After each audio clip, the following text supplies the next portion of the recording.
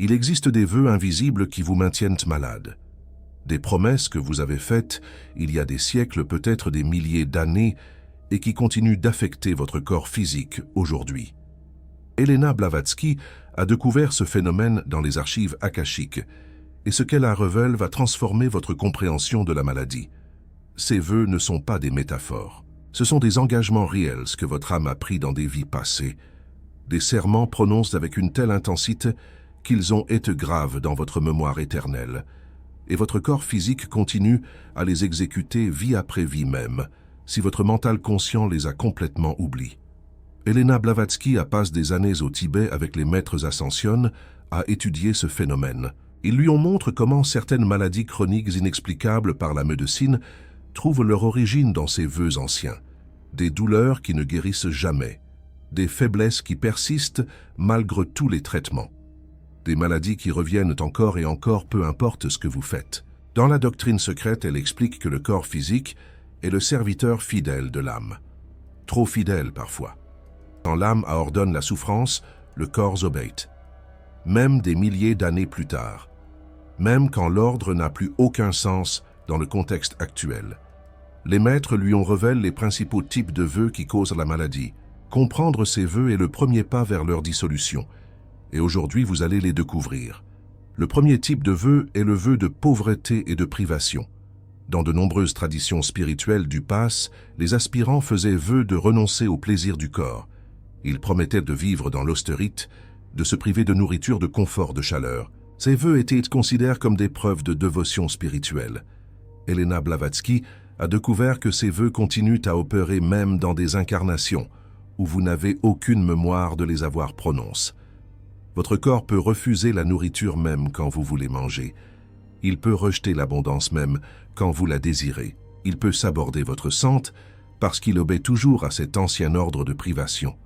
Les symptômes typiques de ce vœu incluent des problèmes digestifs chroniques, l'incapacité à prendre du poids même en mangeant normalement, une fatigue constante, comme si le corps refusait de se nourrir pleinement, des allergies alimentaires multiples qui limitent ce que vous pouvez manger. Un membre de la Société théosophique souffrait de malnutrition sévère malgré une alimentation adéquate. Les médecins ne comprenaient pas pourquoi son corps n'assimilait pas les nutriments. Sous la guidance de Blavatsky, il a découvert qu'il avait été moine dans une vie passée et avait fait vœu de jeûner perpétuellement pour prouver sa foi. Ce vœu était toujours actif. Son corps continuait à rejeter la nourriture comme il l'avait promis des siècles auparavant. Le deuxième type est le vœu de souffrance volontaire. Certaines traditions spirituelles enseignaient que la souffrance physique purifie l'âme. Les aspirants faisaient vœu de souffrir pour expier leurs péchés ou ceux des autres. Ils promettaient d'accueillir la douleur comme une bénédiction. Certains allaient jusqu'à se flageller ou apporter des cilices pour maintenir une douleur constante. Ces vœux sont particulièrement difficiles à briser, car ils étaient souvent prononcés avec une grande ferveur religieuse. L'âme croyait sincèrement qu'elle faisait le bien en choisissant la souffrance. Cette conviction aggrave le vœu profondément dans la mémoire karmique. Helena Blavatsky a observé que les personnes portant ce type de vœux souffrent souvent de douleurs chroniques sans cause médicale identifiable, des maux de dos persistants, des migraines récurrentes, des douleurs articulaires que rien ne soulage. Le corps maintient la douleur parce que c'est ce qu'on lui ordonne de faire. Une femme venue consulter Blavatsky souffrait de douleurs atroces dans tout le corps depuis l'enfance. Aucun médecin n'avait trouvé d'explication. Dans une régression, elle a découvert qu'elle avait été une sainte au Moyen-Âge, qui avait fait vœu de porter les souffrances de l'humanité. Son corps exécutait toujours ce vœu absorbant des douleurs qui n'étaient même pas les siennes. Le troisième type est le vœu de chasteté et de négation du corps. De nombreuses traditions spirituelles considéraient le corps comme un obstacle à l'éveil. Les aspirants faisaient vœu de nier leur corps, de le mépriser, de le traiter comme un ennemi. Ils promettaient de ne jamais céder à ses besoins, à ses désirs, à ses instincts naturels. Ces vœux créent une guerre interne entre l'âme et le corps. Le corps qui devrait être un temple devient un champ de bataille. Et dans cette guerre, le corps finit par tomber malade. Car comment peut-il rester sain quand il est constamment rejeté et méprisé par l'âme qui l'habite?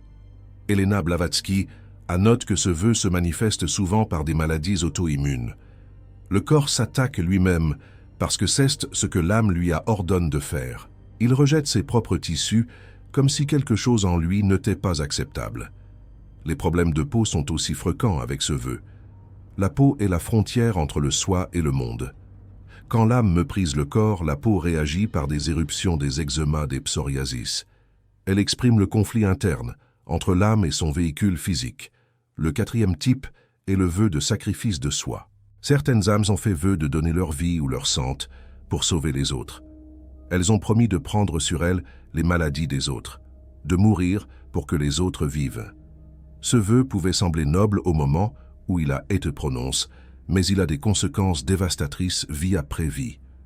Elena Blavatsky explique que ces âmes fonctionnent comme des éponges énergétiques. Elles absorbent les maladies de leur entourage sans même s'en rendre compte. Elles tombent malades après avoir passé du temps avec des personnes malades.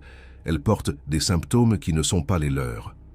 Ce vœu se reconnaît souvent à un pattern particulier. La personne se sent mieux quand elle est seule et tombe malade dès qu'elle est entourée de gens. Ces maladies correspondent mystérieusement à celles de ses proches. Elles semblent attirer sur elles les problèmes de santé des autres. Un disciple de Blavatsky était constamment malade sans raison apparente. Chaque fois qu'il rendait visite à sa famille, il tombait malade. Chaque fois qu'une amie avait un problème de santé, il développait les mêmes symptômes peu après. Il a découvert qu'il avait été un guérisseur dans une vie passée qui avait fait vœu de prendre sur lui les maladies de ses patients. Ce vœu était toujours actif. Il continuait à absorber les maladies des autres comme il l'avait promis. Après avoir révoqué ce vœu, il a remarqué un changement remarquable. Il pouvait enfin être en présence de personnes malades sans tomber malade lui-même. Son corps avait cessé d'exécuter l'ordre ancien. Il n'avait plus besoin de porter les fardeaux des autres. Cette libération lui a permis d'aider les gens d'une manière plus saine sans se détruire lui-même dans le processus. Les maîtres ascensionnés ont expliqué à Blavatsky que ce type de vœu est particulièrement courant chez les âmes qui ont été guérisseurs, prêtres ou soignants dans des vies passées. Leur désir sincère d'aider les autres les a conduits à faire des promesses qui dépassaient les limites saines de l'aide véritable.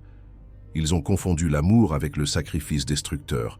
Ils ont cru que souffrir pour les autres était la seule façon de les aider. La vérité que les maîtres enseignaient est différente. Vous ne pouvez pas vraiment aider les autres en portant leur fardeau. Vous ne faites que vous affaiblir vous-même. La vraie aide consiste à montrer aux autres comment porter et transformer leur propre fardeau. Cela demande de rester fort et sain, pas de se sacrifier. Le 5e type est le vœu de punition éternelle. Certaines âmes ont fait vœu de se punir pour des fautes réelles ou imaginaires. Elles ont promis de souffrir jusqu'à la fin des temps pour expier un péché qu'elles considéraient impardonnable.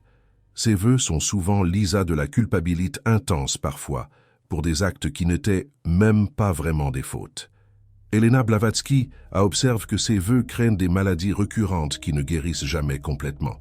La personne peut aller mieux pendant un temps, puis la maladie revient. Car le vœu exige une punition perpétuelle. Toute guérison est sabotée par l'âme elle-même, qui estime qu'elle ne mérite pas d'aller bien.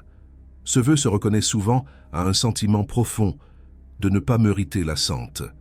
La personne se sent coupable quand elle va bien. Elle attend inconsciemment que la maladie revienne.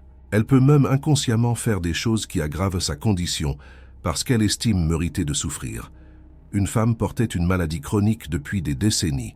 Chaque fois qu'elle commençait à aller mieux, quelque chose se passait et elle retombait malade. En explorant ses vies passées, elle a découvert qu'elle avait accidentellement causé la mort d'un enfant dans une vie antérieure. Elle avait fait vœu de souffrir éternellement pour cette faute. Même si elle n'était pas vraiment responsable, même si c'était un accident, son âme exécutait toujours cette sentence auto-imposée. Blavatsky l'a aidé à comprendre que la culpabilité n'est jamais une base saine pour un vœu. L'enfant qu'elle avait involontairement blessé dans cette vie passée était depuis longtemps passé à autre chose. L'âme de cet enfant avait probablement pardonné depuis des siècles. Mais elle continuait à se punir pour une faute que même la victime ne lui reprochait plus. Le processus de libération a été long pour cette femme. Elle a dû d'abord accepter que l'accident n'était vraiment pas de sa faute. Puis elle a dû accepter qu'elle avait le droit d'être pardonnée. Puis elle a dû accepter qu'elle pouvait se pardonner elle-même. Chaque étape demande du courage et de la compassion envers elle-même. Après 1 an de travail intérieur, elle a finalement pu révoquer son vœu de punition. Et pour la première fois depuis des décennies, sa maladie commence à guérir vraiment. Les médecins étaient surpris. Rien n'avait changé dans son traitement. Mais son corps avait enfin reçu la permission de guérir parce que l'âme avait levé la sentence. Le 6e type est le vœu d'impuissance et de dépendance. Certaines âmes ont fait vœu de rester faibles et dépendantes pour éviter les responsabilités du pouvoir. Elles ont promis de ne jamais être fortes, de ne jamais être autonomes, de toujours avoir besoin des autres. Ces vœux étaient parfois faits par des personnes qui avaient abusé de leur pouvoir dans des vies passées et qui voulaient s'assurer de ne plus jamais le faire. Elena Blavatsky note que ces vœux créent des maladies qui maintiennent la personne dans la dépendance, des problèmes de mobilité qui empêchent l'autonomie, des faiblesses chroniques qui nécessitent l'aide des autres, des maladies qui font de la personne un fardeau pour son entourage, exactement comme le vœu le demandait. Ce vœu se reconnaît à un pattern de maladies qui apparaissent stratégiquement chaque fois que la personne est sur le point de devenir indépendante. Elle veut travailler et tombe malade. Elle veut voyager seule et tombe malade. Elle veut prendre des décisions importantes et tombe malade. Son corps la maintient dans l'impuissance qu'elle a elle-même demandée. Un homme d'affaires prospère est venu voir Blavatsky parce qu'il tombait malade chaque fois qu'il était sur le point de réussir un grand projet. Au seuil de chaque succès majeur, une maladie apparaissait et le forçait à tout abandonner. Il a découvert qu'il avait été un tyran dans une vie passée. C'est un roi cruel qui avait abusé de son pouvoir pour faire souffrir son peuple. Horrifié par ce qu'il avait fait, il avait juré de ne plus jamais être puissant. Il avait fait vœu de rester faible pour toujours. Et son corps exécutait fidèlement ce vœu. Chaque fois qu'il s'approchait du pouvoir, le vœu s'activait et le rendait malade. La libération de ce vœu demande un travail particulier. Il a dû comprendre que le pouvoir en lui-même n'est pas mauvais. C'est l'usage qu'on en fait qui détermine s'il est bénéfique ou destructeur. Il pouvait être puissant et utiliser ce pouvoir pour le bien. Il n'avait pas besoin de se maintenir dans la faiblesse pour éviter de nuire. Après avoir revoqué son vœu, il a pu enfin réaliser ses projets sans tomber malade. Son corps avait reçu la permission d'être fort. Et il a utilisé cette force pour aider les autres, non pour les dominer. Maintenant que vous connaissez ces 6 types de vœux, vous devez apprendre à les identifier en vous-même. Elena Blavatsky a transmis plusieurs signes qui indiquent la présence d'un vœu de maladie. Le premier signe est la maladie chronique sans cause médicale claire. Quand les médecins ne trouvent pas d'explication, quand tous les tests sont normaux, mais que vous souffrez quand même cela, peut indiquer un vœu karmique à l'œuvre. Le deuxième signe est la maladie qui revient toujours. Vous guérissez, puis retombez malade. Encore et encore, comme si quelque chose sabotait votre guérison. C'est souvent le signe d'un vœu qui exige la persistance de la souffrance. Le troisième signe est la maladie qui empire quand vous vous approchez du bonheur. Vous allez bien, puis quelque chose de merveilleux arrive dans votre vie et soudain vous tombez malade. C'est le signe d'un vœu qui interdit le bonheur ou la santé. Le quatrième signe est la maladie qui correspond à celle de vos proches. Vous développez les mêmes symptômes que les personnes autour de vous. C'est le signe d'un vœu de sacrifice ou d'absorption des maladies des autres. Le cinquième signe est le sentiment profond de mériter la maladie. Quelque chose en vous croit que vous devez être malade, que la santé n'est pas pour vous, que vous avez fait quelque chose qui justifie cette souffrance. C'est le signe d'un vœu de punition. Si vous reconnaissez un ou plusieurs de ces signes, vous portez probablement un vœu de maladie. Et maintenant, vous devez apprendre à le briser. Elena Blavatsky a transmis une technique précise pour dissoudre ces vœux anciens. Cette technique a été utilisée par les maîtres ascensionnés pendant des milliers d'années. Elle est simple mais puissante. La première étape est la reconnaissance. Vous devez reconnaître consciemment que vous portez un vœu. Dites à voix haute « Je reconnais que j'ai fait un vœu dans une vie passée qui affecte ma santé aujourd'hui. Même si je ne me souviens pas de ce vœu, je reconnais les effets dans ma vie. » La deuxième étape est la revocation. Vous devez revoquer le vœu avec la même autorité avec laquelle il a été prononcé. Dites « Je revoque maintenant tout vœu de maladie, de souffrance, de privation ou de punition que j'ai pu faire dans cette vie ou dans toute vie passée. Ces vœux sont maintenant nuls et sans effet. » La troisième étape est le remplacement. Un vœu ne peut pas simplement être suprême. Il doit être remplacé par un nouveau vœu plus saint. Dites « Je fais maintenant vœu de santé, de vitalité et de bien-être. Je promets d'honorer mon corps comme le temple sacre de mon âme. Je m'engageais à accepter la guérison complète. La 4e étape est la répétition. Ce rituel doit être répété pendant au moins 40 jours consécutifs. Les vœux anciens ont eu des siècles pour s'enraciner. Il faut du temps pour les dissoudre complètement. Chaque répétition affaiblit le vœu ancien et renforce le nouveau. Elena Blavatsky recommandait de pratiquer ce rituel au lever du soleil quand les énergies de renouveau sont les plus fortes. Elle conseillait aussi de le faire face à l'Est, la direction du nouveau commencement. Certaines personnes ressentent des effets immédiats, d'autres doivent persévérer pendant des mois avant de voir des changements. Tout dépend de la profondeur du vœu et de la sincérité de la révocation. Les maîtres du Tibet ont expliqué à Blavatsky que les vœux les plus difficiles à briser sont ceux qui ont été faits avec une grande ferveur spirituelle. Quand vous avez vraiment cru que vous faisiez le bien en faisant ce vœu, le vœu est plus profondément en racine. Il faut plus de temps et plus d'intention pour le dissoudre. Ils ont aussi expliqué que certains vœux sont renforcent vie après vie. À chaque incarnation, l'âme peut avoir renouvelé le vœu parfois inconsciemment. Ces couches multiples de vœux nécessitent un travail plus approfondi. Blavatsky a documenté plusieurs cas de guérison remarquables après la dissolution de vœux. Une femme qui souffrait de fatigue chronique depuis 20 ans retrouve son énergie après avoir révoqué un vœu de privation. Un homme qui avait des douleurs inexplicables a vu ses douleurs disparaître après avoir révoqué un vœu de souffrance volontaire. Une autre femme qui attrapait toutes les maladies de son entourage a cessé d'être malade après avoir révoqué un vœu de sacrifice. Un cas particulièrement spectaculaire concernait un homme qui était paralysé des jambes depuis des années. Les médecins ne trouvaient aucune cause physique à sa paralysie. Tous les examens étaient normaux. Ses nerfs fonctionnaient, ses muscles étaient intacts. Mais il ne pouvait pas marcher. Sous la guidance de Blavatsky, il a découvert qu'il avait été un soldat dans une vie passée.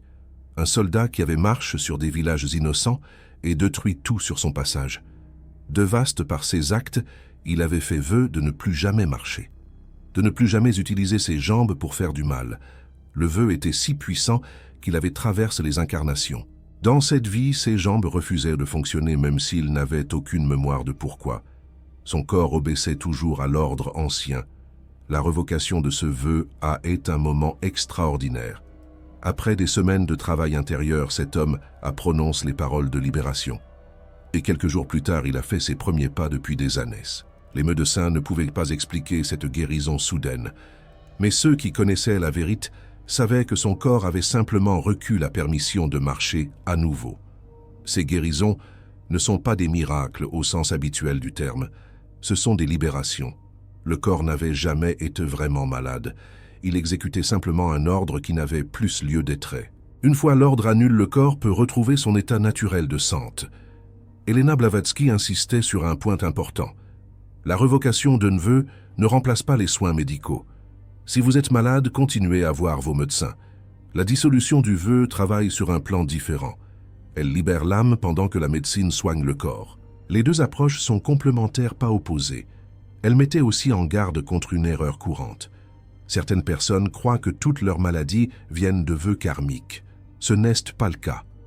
Beaucoup de maladies ont des causes physiques simples. Les vœux karmiques expliquent seulement les maladies qui résistent à tout traitement qui n'ont pas de cause identifiable ou qui reviennent mystérieusement malgré la guérison apparente. Les maîtres ascensionnés ont aussi révélé à Blavatsky qu'il existe des vœux collectifs. Des groupes entiers d'âmes ont fait des vœux ensemble dans des vies passées. Ces vœux affectent toutes les âmes du groupe dans toutes leurs incarnations futures. Parfois, des familles entières partagent le même vœu de maladie transmis de génération en génération. Si vous remarquez que les mêmes maladies se répètent dans votre famille depuis des générations, vous faites peut-être face à un vœu collectif. La révocation doit alors inclure toute la lignée. Vous pouvez dire « Je révoque tout vœu de maladie fait par moi-même ou par mes ancêtres qui affecte ma lignée familiale ». Cette dimension collective explique pourquoi certaines maladies semblent héréditaires sans avoir de base génétique. La médecine ne peut pas trouver le gène responsable parce que le gène n'existe pas. C'est un vœu qui se transmet pas une mutation. Elena Blavatsky a aussi enseigné que certains vœux de maladie sont liés à des lieux. Des âmes ont fait des vœux dans des endroits spécifiques et ces vœux s'activent quand elles retournent dans ces lieux ou dans des lieux similaires. Si vous tombez toujours malade dans certains types d'endroits, Vous portez peut-être un vœu lié à un lieu. La dissolution de ces vœux liés au lieu nécessite une intention supplémentaire. Vous pouvez ajouter « Je revoque tout vœu de maladie lié à un lieu spécifique, que ce lieu existe encore ou non. » Il existe enfin des vœux de maladie liés à des relations. Certaines âmes ont fait vœu de souffrir pour une personne spécifique ou à cause d'une personne spécifique. Ces vœux s'activent quand elles rencontrent cette âme dans une nouvelle incarnation. Soudainement, elles tombent malades, sans raison apparente, simplement parce qu'elles ont croisé la personne qui active le vœu. Si vous remarquez que vous tombez toujours malade en présence de certaines personnes, ou après les avoir rencontrées, vous portez peut-être un vœu relationnel. La revocation doit inclure « Je revoque tout vœu de maladie liée » à une relation spécifique avec une autre âme, quelle qu'elle soit. Le Super Thanks que YouTube propose là juste en dessous, c'est une façon pour les âmes rares de se reconnaître entre elles. Quand vous soutenez cette chaîne, vous créez ce que Elena Blavatsky appelait une chaîne dorée, un lien de lumière entre des âmes qui cherchent la vérité. Chaque contribution renforce cette chaîne et amplifie le message pour tous ceux qui souffrent de vœux anciens, qu'ils ne comprennent pas. Maintenant, j'aimerais vous poser une question importante. Parmi les 6 types de vœux que nous avons explorés, lequel résonne le plus avec votre expérience? Le vœu de pauvreté et privation, le vœu de souffrance volontaire, le vœu de chasteté et négation du corps, le vœu de sacrifice de soi, le vœu de punition éternelle ou le vœu d'impuissance et de dépendance. Partagez votre réponse dans les commentaires. Non seulement cela m'aide à comprendre ce que vivent les membres de notre communauté, mais cela permet aussi à d'autres âmes rares de savoir qu'elles ne sont pas seules dans leur souffrance. Elena Blavatsky croyait que la guérison commence par la reconnaissance. Quand vous nommez ce qui vous afflige, vous commencez à vous en libérer. Les vœux ne peuvent garder leur pouvoir que dans l'obscurité de l'inconscient. Dès que vous les amenez à la lumière de la conscience, ils commencent à se dissoudre. Elle enseignait aussi que le moment le plus propice pour revoquer un vœu est pendant la pleine lune. C'est le moment où les énergies de libération sont les plus fortes. Les maîtres ascensionnés pratiquaient leur rituel de dissolution toujours sous la lumière de la pleine lune. Il existe également des signes qui indiquent que la revocation a fonctionné. Vous pourriez ressentir une grande fatigue dans les jours qui suivent la revocation. C'est normal. Votre corps se réajuste à sa nouvelle liberté. Vous pourriez avoir des rêves intenses ou des souvenirs de vie passée remontent. C'est l'âme qui intègre le changement. Parfois, les symptômes peuvent temporairement s'aggraver avant de s'améliorer.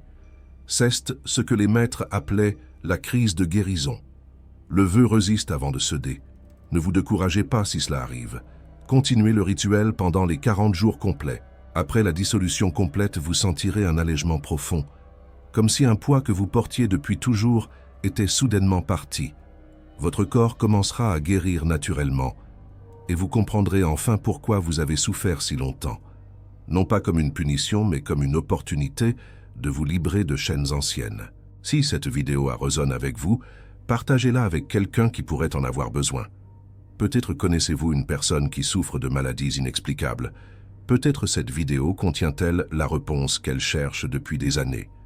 Rappelez-vous, vous n'êtes pas condamné à la maladie. Les vœux que vous avez faits peuvent être de fait. Ce que l'âme a lié, l'âme peut le délier. Et la première étape est toujours la même.